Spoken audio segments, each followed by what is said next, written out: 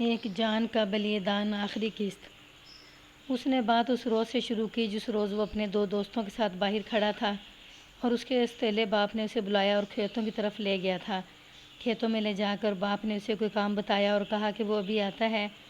باپ وہاں سے کچھ دور چلا گیا۔ گندم کی فصل خاصی اونچی ہو گئی تھی۔ سہیل مینڈ پر بیٹھ کر کام کرنے لگا۔ اچانک پیچھے سے کسی نے اس کے سر اور چہرے پر کپڑا پھینکا اور پھر غالباً دو آدمی تھے جنہوں نے اسے اٹھایا اور ایک طرف چل پڑے۔ کھیتوں کے آگے علاقہ ویران اور غیر آباد تھا۔ ذرا آگے زمین کچھ گہرائی میں چلی جاتی تھی۔ میں اس علاقے سے واقف تھا۔ وہ دو آدمی تھے یا تین تھے یا چار تھے۔ سہیل کو جان سے مار دینے کی دھمکیاں دیتے ہوئے لے گئے اور ایک گھر میں قید کر دیا۔ سہیل نے بتایا کہ وہاں پہنچتے 1 گھنٹہ گزر گیا ہوگا۔ کسی گھر کے کمرے میں بند کر کے سہیل کی آنکھیں کھول دی گئیں۔ وہ 3 آدمی تھے جنہوں نے اسے زبردستی اغوا کیا تھا۔ انہوں نے سہیل پر سوائے زبانی دھمکیوں سے ذرا سا بھی تشدد نہیں کیا، بلکہ اسے سبز باغ دکھاتے رہے۔ مثلاً یہ کہ بڑی ہی خوبصورت لڑکی اس کے حوالے کر دی جائے گی، اسے دلہا بنایا جائے گا اور پھر 2-3 دن بعد اسے آزاد کر دیا جائے گا۔ سہیل نے ان سے پوچھا کہ اس پر یہ نوازشات کیوں کی جا رہی ہیں۔ انہوں نے بتایا کہ وہ اپنے مذہب کی ایک خاص رسم ادا کریں گے جو اس طرح کی جاتی ہے کہ غیر مذہب کا ایک نوجوان لایا جاتا ہے، اسے عیش و عشرت کروا کے آزاد کر دیا جاتا ہے اور پھر یہ رسم ادا ہوتی ہے۔ انہوں نے یہ بھی کہا کہ جب سہیل وہاں سے آزاد ہو کر اپنے گھر جائے گا تو اس نے نہایت اعلیٰ کپڑے پہنے ہوئے ہوں گے اور اس کی جیب میں بہت سے پیسے ہوں گے۔ بات آگے بتانے سے پہلے یہ بتا دیتا ہوں کہ شام کو پوسٹ مارٹم رپورٹ آ گئی تھی۔ ڈاکٹر نے لکھا تھا کہ کن پٹی پر ڈنڈا اتنی زور سے لگا کہ دماغ کو ضرب پہنچی اور دماغ سے خون رسنے لگا جو موت کا باعث بنا۔ موت واقع ہونے کا وقت اندازاً رات 11:30 بجے لکھا تھا۔ سہیل کے اتنے سے بیان سے ہی میں نے جان لیا کہ ان لوگوں نے سہیل کی جان کی قربانی دینی تھی۔ اب دیکھنا یہ تھا کہ ان لوگوں نے لڑکے کو فوراً قربان کیوں نہ کر دیا اور اتنے دن کیوں انتظار کرتے رہے۔ میں نے ابتدا میں بتایا ہے کہ بھارت کے دیہاتی علاقوں میں آج بھی ایسے واقعات ہوتے ہیں کہ کسی ہندو کسی اچھوت کا بچہ یا کسی غریب اور نادار مسلمان کا بچہ اغوا کر کے اسے اپنے دیوتاؤں کے نام پر ذبح کر دیتے ہیں۔ سہیل کا بھی انجام یہی ہونا تھا۔ میرے لیے سہیل کا اغوا کوئی عجیب واقعہ نہیں تھا، نہ ہی میں نے اسے کوئی غیر معمولی واردات سمجھا۔ یہاں بے محل ہوگا کہ میں ہندوؤں کی توہم پرستی کے کچھ واقعات سناؤں۔ آپ حیران رہ جائیں گے کہ یہ قوم اس حد تک پسماندہ اور توہم پرست ہے۔ کبھی یہ بھی سناؤں گا اگر یہ اغوا کسی بڑے شہر میں ہوتا تو اغوا ہونے والے کو ٹرینکولائزر گولیاں دے دے کر سلائے رکھتے اور اسی حالت میں ذبح کر دیتے۔ لیکن یہ دور دراز دیہات کا علاقہ تھا جن کے پاس اپنے شکار کو بے ہوش رکھنے کا کوئی ذریعہ نہ تھا۔ اس کی بجائے انہوں نے سہیل کو شہزادہ بنا کر رکھا، اسے نہایت اچھا کھانا دیتے اور شراب بھی پلاتے رہے جو سہیل کو بہت اچھی لگی۔ پھر ایک روز ایک بڑی حسین لڑکی سہیل کے پاس بٹھا دی گئی جو اس کے ساتھ پیار اور محبت کی باتیں کرتی رہی، لیکن سہیل کے بیان کے مطابق اس لڑکی کے پیار میں بدی کا نام نشان تک نہ تھا، بلکہ سہیل پر خمار سا طاری ہو جاتا تھا۔ اس نے بڑے واضح الفاظ میں بتایا کہ وہ اس قید میں خوش تھا۔ یہ بھی کوئی حیران کن بات نہیں تھی کہ سہیل ان لوگوں کے ہاتھوں میں کھیلنے لگا اور خوش رہا۔ یہ سوچئے کہ وہ نوجوانی میں داخل ہو چکا تھا، پسماندہ دیہاتی تھا اور اس کے اپنے ہی جذبات تھے۔ اسے اپنے سگے باپ سے بھی پیار نہ ملا اور سوتیلے باپ نے تو پیار کی بجائے اسے پھٹکار ہی دی۔ اس کا دماغ تو موم کی ناک تھا جسے جدھر کوئی چاہتا موڑ سکتا تھا۔ سہیل کو بے ہوشی کی دوائی کی ضرورت ہی نہیں تھی۔ آخر وہ رات آئی جب سہیل کو مندر میں لے جایا گیا۔ اس نے مجھے بیان دیتے ہوئے کہا کہ باہر برآمدے میں جو آدمی بیٹھا ہوا ہے یہ اسے مندر میں لے گیا تھا۔ سہیل کا اشارہ ٹھاکر کی طرف تھا۔ پنڈت وہاں انتظار میں بیٹھا تھا۔ سہیل اپنے قید والے کمرے میں گہری نیند سویا ہوا تھا اور اسے جگا کر مندر کو لے جایا گیا تھا۔ ٹھاکر اسے پنڈت کے پاس بٹھا کر چلا گیا۔ پنڈت نے اس کے ماتھے پر اپنی انگلی سے تلک لگایا اور کچھ پڑھنے اور بڑبڑانے لگا۔ پھر پنڈت نے منہ کسی دیوتا کے بت کی طرف ہاتھ جوڑے اور کچھ پڑھتا رہا۔ اس کے بعد وہ پھر سہیل کی طرف متوجہ ہوا۔ اس کے بعد سہیل نے جو بیان دیا اس سے میں نے یہ رائے قائم کی کہ یہ پنڈت کوئی جاہل آدمی تھا کہ اس نے سہیل کو اصل بات بتا دی، یا شاید اس کے لیے یہ سچ بولنا لازمی تھا۔ پنڈت نے سہیل سے کہا کہ وہ بہت ہی خوش قسمت لڑکا ہے جسے دیوتاؤں نے اپنی قربانی کے لیے منتخب کیا ہے۔ پنڈت نے یہ بھی کہا کہ سہیل فوراً دوسرے جنم میں اس دنیا میں آئے گا، لیکن ایک ان پڑھ دیہاتی کی صورت میں نہیں بلکہ راجکمار کی صورت میں۔ وہ ہندوستان کی کسی ریاست میں راج کرے گا۔ یہ سب کچھ بتا کر پنڈت نے سہیل سے کہا کہ وہ اس بت اور اس مورتی کے آگے جھکے، ہاتھ جوڑے اور پنڈت جو کچھ کہتا جائے وہ سہیل اس کے ساتھ ساتھ بولتا جائے۔ اس وقت تک سہیل بالکل خاموش تھا۔ اس نے اپنے بیان میں کہا کہ اسے معلوم تھا کہ ہندو کبھی کبھی انسانی قربانی بھی دیتے ہیں اور کسی غیر ہندو کا بچہ اٹھا لیتے ہیں اور اسے ذبح کر دیتے ہیں۔ سہیل کے متعلق دوستوں نے ٹھیک بتایا تھا کہ بڑا دلیر لڑکا تھا اور اتنا نڈر کہ بڑی عمر کے آدمی بھی اسے گھبراتے تھے۔ سہیل نے یوں بیان دیا کہ اس کی نظر ایک موٹے ڈنڈے پر پڑی جو پنڈت کے قریب فرش پر پڑا تھا۔ پنڈت نے اسے کہا کہ وہ ثبوت کے آگے ہاتھ جوڑے تو سہیل کی ذات میں ایک مسلمان بیدار ہو گیا۔ اس نے مجھے بتایا کہ بغیر سوچے اور بغیر ارادے کہ اس کا ہاتھ اس ڈنڈے پر چلا گیا۔ پنڈت کے سر پر پگڑی تھی، اس کی موت اسی طرح لکھی تھی جو یوں پوری ہوئی کہ نہ جانے پنڈت کیوں اس وقت پگڑی سر سے اتار کر اور سر کو کھجلایا۔ شاید سر کو کھجلانے کے لیے ہی پنڈت نے پگڑی اتاری تھی۔ سہیل نے پوری طاقت سے ڈنڈا اس کی بائیں کن پٹی پر مارا۔ اس نے یہ بھی بتایا کہ باہر برآمدے میں ٹھاکر کے ساتھ جو آدمی بیٹھا ہے وہ اندر آیا اور دیکھ رہا تھا۔ پنڈت ایک پہلو پر لٹک گیا اور سہیل اس قدر تیزی سے اٹھا اور باہر کو بھاگا جیسے وہ وہاں کبھی بیٹھا ہی نہیں تھا۔ وہ اپنے گاؤں کو دوڑتا گیا، آدھے راستے میں تھک گیا تو چلنے لگا اور گھوم گھوم کر پیچھے دیکھتا تھا لیکن اس کے تعاقب میں کوئی نہیں آ رہا تھا۔ گھر پہنچ کر اس نے دروازے پر دستک دی تو اس کے باپ نے دروازہ کھولا۔ اسے دیکھتے ہی باپ نے گالی گلوچ شروع کر دی کہ وہ 7-8 روز نہ جانے کہاں آوارگی کر کے آیا ہے۔ ماں کی آنکھ کھلی تو وہ دوڑی باہر آئی اور سہیل کو گلے لگا لیا۔ میاں بیوی میں خاصا لڑائی جھگڑا ہوا۔ ماں اپنے بیٹے کی وکالت کر رہی تھی۔ سہیل بالکل ہی خاموش رہا اور سوتیلے باپ کی گالیاں سنتا رہا جو وہ اسے اور اس کی ماں کو دے رہا تھا۔ پنڈت کے قتل کی خبر سہیل کے گاؤں میں بھی پہنچ گئی تھی۔ سہیل نے مجھے بتایا کہ اس کا ارادہ قتل کرنے کا نہیں تھا، وہ تو وہاں سے بھاگ جانا چاہتا تھا اور اسے یہ توقع ہی نہیں تھی کہ پنڈت ڈنڈے کی ایک ہی ضرب سے مر جائے گا۔ سہیل نے سوچا کہ اب وہ ایسا بھاگے کہ واپس کبھی بھی گاؤں میں نہ آئے۔ اسے ڈر تھا کہ پکڑا جائے گا اور پھانسی کی سزا ملے گی، لیکن اس کی ماں اسے ایک منٹ کے لیے بھی اپنے نظروں سے اوجھل نہیں ہونے دے رہی تھی۔ دن کو اس کے دوست بھی آ گئے اور ماں نے دوستوں کو بھی گھر میں بٹھا لیا اور اسی طرح دن گزر گیا۔ سہیل نے ارادہ کیا کہ رات کو سب سو جائیں گے تو وہ بھاگ جائے گا، لیکن وہ اتنا تھکا ہوا تھا کہ سو گیا تو پھر میرے بھیجے ہوئے کانسٹیبل نے اسے جگایا اور اسے اپنے ساتھ لے آیا۔ میں نے سہیل کو بہت تسلیاں دی کہ میں اسے بچانے کی پوری کوشش کروں گا، لیکن میں یوں نہیں کر سکتا تھا کہ اسے چھوڑ ہی دیتا۔ یہ تو ٹھاکر اور دوسرے ہندوؤں نے دیکھا تھا کہ قاتل سہیل ہے، وہ سہیل کو کسی اور طریقے سے پھنسا سکتے تھے۔ میں نے باہر جا کر سہیل کی ماں سے کہا کہ وہ گھر چلی جائے اور میں صبح سہیل کو گاؤں بھیج دوں گا۔ وہ تو مان ہی نہیں رہی تھی اور میں سے اصل بات بھی بتا نہیں رہا تھا۔ بڑی مشکل سے اسے چلتا کیا۔ اس کے جانے کے بعد سہیل کو کانسٹیبلوں کی نگرانی میں الگ بٹھا دیا اور ٹھاکر کو اپنے دفتر میں لے گیا۔ میں نے اسے کہا کہ اب کوئی ہیرا پھیری نہیں چلے گی، اپنے تمام ساتھیوں کے نام بتا دو اور اس لڑکی کی بھی نشاندہی سب سے زیادہ ضروری ہے جسے اس جرم میں استعمال کیا تھا۔ یہ تو ہو ہی نہیں سکتا تھا کہ ٹھاکر فوراً مان جاتا۔ اس نے پس و پیش شروع کر دی تو میں نے اسے کہا کہ اب اسے 1 منٹ کی بھی مہلت نہیں درکار، فوراً اقبالی ہو جائے اور میں ڈی ایس پی صاحب کو اطلاع دے رہا ہوں، وہ یہ نہیں دیکھے گا کہ وقت رات کا ہے، فوراً یہاں پہنچے گا۔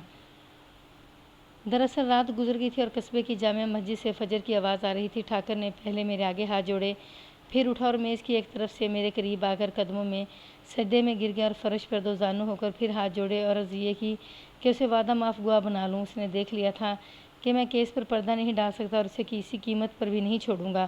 وہ جوں جوں میرے آگے بچھا جا رہا تھا، میرا غصہ اتنا ہی زیادہ شدید اور زہرناک ہوتا جا رہا تھا۔ ٹھاکر نے رشوت اس طرح پیش کی کہ میں اسے بتاؤں کہ میں کتنی رقم لوں گا۔ اس نے کہا کہ اس جرم میں جو لڑکی شامل تھی اسے بھی میں اپنا ہی سمجھوں اور جب چاہوں اپنے گھر بلوا سکتا ہوں۔ اس نے لڑکی کا حسن اس طرح بیان کیا کہ جیسے کوئی افسانہ نویس یا شاعر اپنے کلام میں لفاظی کے جوہر دکھایا کرتا ہے۔ عمر 16-17 سال بتائی۔ میں دوسرے ذرائع سے بھی ملزموں کی نشاندہی کروا سکتا تھا، لیکن اس ٹھاکر کو میں بڑا سخت رگڑا دینے کے موڈ میں تھا۔ ارزا رسانی کو شریفانہ الفاظ میں 3rd ڈگری کہا جاتا ہے۔ مختلف صوبوں میں اس کے پولیس والوں نے مختلف نام رکھے ہوئے ہیں۔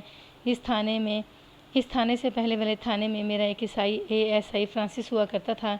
کوئی ملزم اقبالی نہ ہو تو وہ یہ کہا کرتا تھا کہ اسے ماہر نفسیات کے حوالے کر دو۔ وہ ماہر نفسیات اس تھانے کا ایک پرانا ہیڈ کانسٹیبل تھا جس نے ٹارچر کے اپنے ہی 3 طریقے ایجاد کر رکھے تھے۔ ان میں سے کوئی ایک آدھا طریقہ کامیاب ہو جاتا تھا۔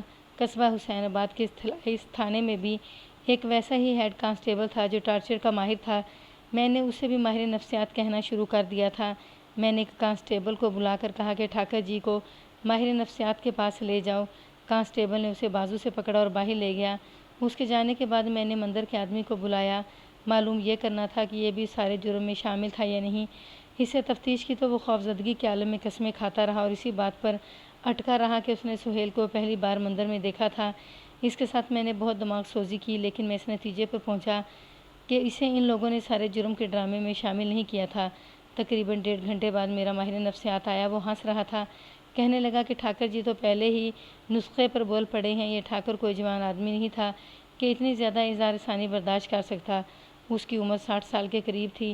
میں نے ٹھاکر کو بلوایا۔ وہ جب آیا تو اسے ٹھیک طرح چلا بھی نہیں جا رہا تھا اور اس کا سر ڈول رہا تھا، کرسی پر اس طرح بیٹھا جیسے گر پڑا ہو۔ میں نے کہا کہ فوراً بیان دے دو۔ اس نے پانی مانگا جو اسے دے دیا گیا اور پھر اس نے بیان دے دیا۔ اس نے پہلی بات یہ کہی کہ ایک جان کا بلیدان دینا تھا۔ ہندی میں قربانی کو بلیدان کہتے ہیں۔ اسی پنڈت نے جو مارا گیا تھا اپنا حساب کتاب نکال کر بتایا تھا کہ لڑکا مسلمان ہو اور اس کی عمر 14 سال کے لگ بھگ ہو۔ اس کی جان کی قربانی چاند کی کسی خاص تاریخ والی رات دینی تھی۔ اب دیکھیے سہیل کا انتخاب کس طرح ہوتا ہے۔ سہیل کے سوتیلے باپ کا ایک دوست تھا جس کی عزیز داری ٹھاکر کے ساتھ تھی۔ یہ شخص سہیل کے گاؤں کا رہنے والا تھا۔ ٹھاکر نے اس کے ساتھ ویسے ہی ذکر کیا کہ ایک لڑکا خواہ چھوتوں کا ہو یا مسلمانوں کا بلیدان کے لیے درکار ہے اور اس کی عمر 14 سال ہونی چاہیے۔ اس شخص کو معلوم تھا کہ سہیل کا سوتیلا باپ سہیل سے بہت تنگ آیا ہوا تھا۔ میں نے بعد میں اس شخص سے بھی بیان لیا تھا۔ اس نے بتایا تھا کہ یہ سوتیلا باپ تو یہاں تک کہتا تھا کہ یہ لڑکا مار ہی جائے تو اچھا ہے یا میں اسے اس قدر پریشان کروں کہ گھر سے بھاگ جائے۔ اس آدمی نے ٹھاکر کی بات سن کر سہیل کے سوتیلے باپ کے ساتھ ذکر کیا۔ سوتیلا باپ یوں چپ ہو گیا جیسے اسے یہ بات اچھی لگی ہو لیکن اپنی زبان سے کچھ کہنے سے ڈرتا ہو۔ ٹھاکر کو اس عزیز نے بتایا کہ سوتیلا باپ کچھ رقم لے لے اور اپنا لڑکا انہیں دے دے۔ سوتیلے باپ نے لڑکے کی قیمت 250 روپے مانگی۔ اس رقم کو آج 10 اور 15 ہزار کے درمیان پالیں۔ یہ طے پایا کہ باپ اپنے سوتیلے بیٹے کو ایک ایسی جگہ لے آئے جہاں کوئی دیکھنے والا نہ ہو۔ وہاں سے لڑکے کو اٹھا کر لے جانا ٹھاکر کا بندوبست تھا۔ اس طرح سوتیلا باپ 250 روپیہ وصول کر کے سہیل کو کھیتوں میں لے گیا، خود غائب ہو گیا اور اس طرح سہیل کو وہاں سے اغوا کیا گیا تھا وہ میں پہلے تحریر کر چکا ہوں۔ ٹھاکر نے اپنے بیان میں کہا کہ جس رات پنڈت مارا گیا ہے بلیدان اسی رات دینا تھا۔ آخری رسم پنڈت کو ادا کرنی تھی جو وہ مندر میں کر رہا تھا۔ مختصر یہ کہ سہیل کو پوتر یعنی پاک کر رہا تھا۔ اس کے بعد سہیل کو جنگل میں لے جا کر ذبح کرنا تھا۔ قربانی دینے کی ضرورت یوں پیش آئی تھی کہ پہلے ایک رات زلزلے کا شدید جھٹکا آیا جو 12-13 سیکنڈ رہا۔ لوگ گھروں سے بھاگ نکلے تھے۔ چند دنوں بعد چاند گرہن ہو گیا اور اس کے فوراً بعد ایسا طوفان آیا کئی لوگوں کے گھر گر گئے اور کچھ موتیں بھی ہوئیں۔ اس کے بعد فصلوں کی بجائی ہوئی اور آسمان سے بادل بالکل ہی غائب ہو گئے۔ صاف نظر آتا تھا کہ اب کی خشک سالی ہوگی اور اس کا نتیجہ قحط ہی ہو سکتا ہے۔ یہ ساری آفات 6 مہینے کے عرصے میں آئی تو کسی نے بتایا کہ دیوتا سخت ناراض ہیں کہ جان کی قربانی دے دو اور اس کا خون میں پانی میں ملا کر دور دور تک یہ پانی چھڑک دو ورنہ بے شمار جانیں ضائع ہو جائیں گی۔ ہوا یہ کہ پنڈت ایک مسلمان لڑکے کی قربانی کے لیے پوتر کر رہا تھا۔ اس کے دیوتاؤں نے اسی پنڈت کی جان کا بلیدان لے لیا۔ ٹھاکر نے تمام ملزموں کی نشاندہی کر دی۔ میں نے اسے اور سہیل کو حوالات میں بند کر دیا اور خود ڈی ایس پی کے پاس چلا گیا جو 26-27 میل دور ضلع کے مرکزی شہر میں ہوتا تھا۔ اسے زبانی یہ ساری واردات سنائی۔ اس نے ہندوؤں کے خلاف بڑی ہی نفرت کا اظہار کیا اور مجھے کچھ ضروری ہدایات دیں۔ میں نے اسے کہا کہ ہندو فساد پر اتر آئیں گے اور مقدمہ خراب کر لیں گے۔ ڈی ایس پی نے میری حوصلہ افزائی کی اور کہا کہ وہ پولیس کی غارت بھیج دے گا اور میں مقدمہ بالکل صحیح اور مضبوط بناؤں۔ اس کے بعد جو ہوا وہ پولیس کی کارروائیاں تھیں اور مقدمے کی تیاری۔ میں نے اپنے تھانے کے زیادہ سے زیادہ کانسٹیبل ساتھ لیے اور اٹھ کر گاؤں جا کر اس کی نشاندہی پر 5 آدمیوں کو گرفتار کیا اور لڑکی کو بھی۔ آپ سن کر حیران ہوں گے کہ یہ لڑکی ٹھاکر کی سگی بھتیجی تھی اور بہت ہی خوبصورت۔ سہیل کے سوتیلے باپ کو گرفتار کیا اور اس آدمی کو بھی جس نے ٹھاکر اور سوتیلے باپ کے درمیان سودا طے کرایا تھا۔ یہ تو بڑا لمبا قصہ ہے کہ میں نے اپنے انگریز ڈی ایس پی کو زیر ہدایت مقدمہ کس طرح تیار کیا اور اس مقدمے کو کورٹ میں کس طرح اور کس انداز سے پیش کیا۔ مقدمے کی سماعت بڑی ہی دلچسپ تھی لیکن یہ مختصر نہیں سنائی جا سکتی۔ اس واردات کی خبریں اخبار میں شائع ہوئی تھیں۔ میں اب یہ بتا دیتا ہوں کہ میرے اس کیس کا انجام کیا ہوا۔ تمام ملزموں کو مختلف دفعات میں سزا دی گئی۔ سوتیلے باپ کو 2 سال سزائے قید و مشقت دی گئی تھی۔ ٹھاکر اور اس کے ساتھیوں کو اغواء برائے قتل اور ایک اور دفعہ میں 7-7 سال سزا دی گئی تھی۔ لڑکی کو سیشن جج نے بری کر دیا تھا۔ ٹھاکر کے جس عزیز نے سودا کروایا تھا اسے 1 سال سزائے قید دی گئی۔ سہیل کو 8 سال سزائے قید دی گئی۔ چونکہ وہ بھی نابالغ تھا اس لیے جج نے فیصلے میں لکھا کہ اسے بوسٹل جیل میں بھیجا جائے۔ سہیل کو بچانے کے لیے میں نے ایک استادی کھیلی تھی۔ پنڈت کا وہ آدمی جس نے سہیل کو پنڈت کے سر پر ڈنڈا مارتے دیکھا تھا بہت ہی بزدل اور ڈرپوک تھا اور عقل کا بھی ڈھیلا تھا۔ وہ ملزم نہیں گواہ تھا۔ میں نے اسے الگ بٹھا کر کہا کہ جس طرح میں کہتا ہوں اس طرح بیان دینا اور اگر اس نے ایک لفظ بھی ادھر ادھر کیا تو اسے پنڈت کے قتل میں عمر قید دلوا دوں گا۔ وہ تو اسی دھمکی سے کانپنے لگا۔ میں نے اسے کہا کہ وہ ضرور کہے کہ اس نے سہیل کو پنڈت کے سر پر ڈنڈا مارتے اپنی آنکھوں سے دیکھا تھا، لیکن یہ بھی کہے کہ اپنے کانوں سے اس نے سنا تھا کہ پنڈت سہیل سے کہہ رہا تھا کہ تمہاری جان کی قربانی دی جا رہی ہے اور دیوتاؤں نے تمہیں اپنی قربانی کے لیے پسند کیا ہے اور تم فوراً دوسرا جنم لے کر راجکمار بن کر دنیا میں واپس آؤ گے۔ اس شخص نے کورٹ میں یہی بیان دیا۔ میں نے سرکاری وکیل کے کان میں یہ بھی بات ڈال دی تھی۔ خوش قسمتی سے سرکاری وکیل عیسائی تھا۔ اس شخص کے اس بیان سے یہ کیس قتل عمد کار رہتا ہی نہیں تھا، بلکہ سیلف ڈیفینس فاسد خود اختیاری کا کیس بن جایا کرتا تھا۔ یعنی ایک آدمی سے کہا جا رہا ہے کہ ہم تمہیں ذبح کر رہے ہیں اور وہ آدمی اپنی جان بچانے کی کوئی ترکیب کرتا ہے۔ دوسری بات جو میں نے سہیل کے صفائی کے وکیل کے کانوں میں ڈالی وہ یہ تھی کہ سہیل کا ارادہ پنڈت کو قتل کرنے کا تھا ہی نہیں۔ اگر ارادہ قتل کا ہوتا تو سہیل مقتول کے سر پر کئی ڈنڈے برساتا کہ وہ مر جائے، لیکن اس نے ایک ڈنڈا مارا اور بھاگ نکلا۔ سیشن جج ہندو تھا، اس نے سہیل کو محض متعصب میں آ کر 8 سال سزائے دے دی، لیکن ہائی کورٹ میں اپیل دائر ہوئی تو جج نے یہی 2 نقطے پکڑ لیے، ایک سیلف ڈیفینس اور دوسرا یہ کہ یہ قتل عمد ہے ہی نہیں۔ پنڈت کے اس آدمی کی گواہی میرا کام کر گئی۔ اپیل میں سہیل کی سزا 8 سال سے کم کر کے صرف 2 سال رہنے دی گئی۔